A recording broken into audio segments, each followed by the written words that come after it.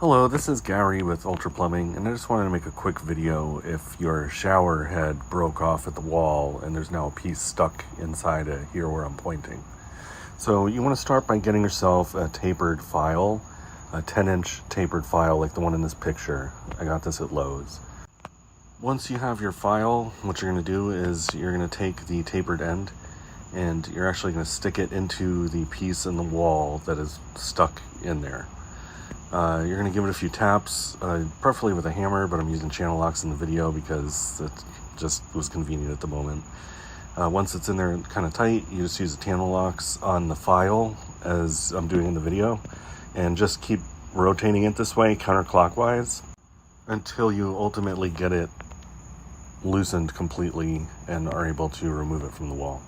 As you can see here, it got loose enough at one point where I was able to put the channel locks down, and then I just start spinning the file by hand counterclockwise until eventually you will get the piece out.